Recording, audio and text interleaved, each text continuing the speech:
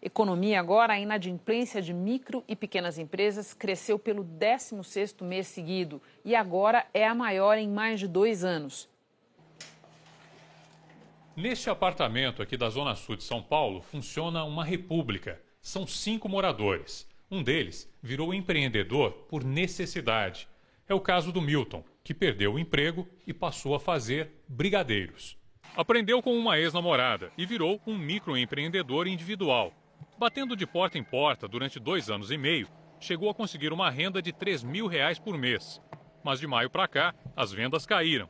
Somando isso a um descuido no pagamento dos impostos, ele acumulou uma dívida de cerca de R$ 1.500. Você muitas vezes acaba priorizando outros gastos do que pagar um imposto lá de R$ 50, que depois você acaba descobrindo que é importante, mas aí você acaba deixando de lado, começa a acumular, é que está o problema, né?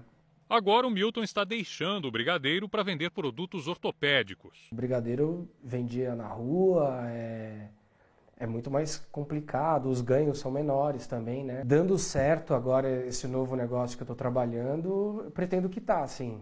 Em junho, 5.174.000 micro e pequenas empresas estavam inadimplentes, um recorde segundo o levantamento da Serasa Experian. Esse número é 9,5% maior do que há um ano. As principais dívidas são com os bancos e com prestadores de serviços.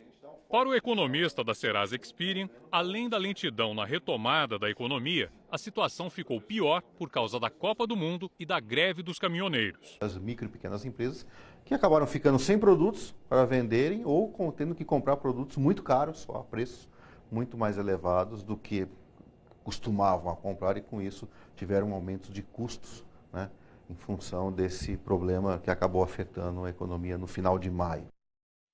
Samidana comigo no estúdio. Sami, boa noite para você. Primeira pergunta que eu queria te fazer, como é que a gente chegou a esse patamar de inadimplência?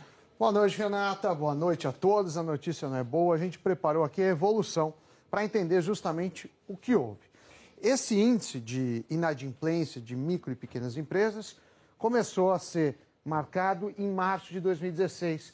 Na época, 4 milhões, mais ou menos, de empresas inadimplentes. Veja, Renata, que só subiu. Na verdade, teve uma única queda nesse período aqui e foi subindo, subindo, subindo. São 16 altas consecutivas mensais e bateu o recorde, como a gente viu agora na reportagem, 5.174.000 empresas inadimplentes. O número preocupa, claro, tem um pouco da situação econômica, mas talvez tenha planejamento errado, né? Então, o que fazer? Vamos lá, a gente separou 3 grandes dicas. A primeira é sobre capital de giro. Muitos empresários, Renato, e você aqui de casa, erram no capital de giro. O que é o capital de giro? É quando você precisa para fazer o descasamento entre pagamentos e recebimentos. Vou explicar isso. Suponha que você faça uma venda. Você recebe em 60 dias, mas você tem que pagar seus fornecedores em 30. Em 30 dias. Você vai ficar 30 dias descasado. Então, você precisa de capital para girar.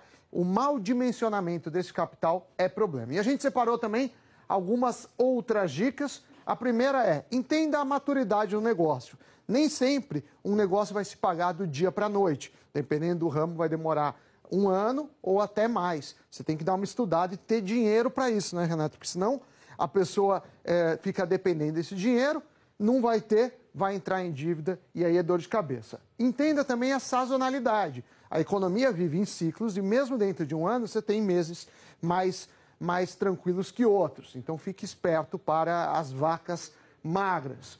E por fim, cuidado, paixão não é suficiente. Às vezes a gente vê alguém que é apaixonado por um negócio, mas só isso não garante uma rentabilidade. Então, se você é apaixonado por culinária, não significa que se você abrir um restaurante vai dar certo. Então, são essas dicas para tentar evitar, pelo menos, os erros mais comuns, Renata. Sami, muito obrigada. Até a próxima. Tchau, tchau. Boa noite.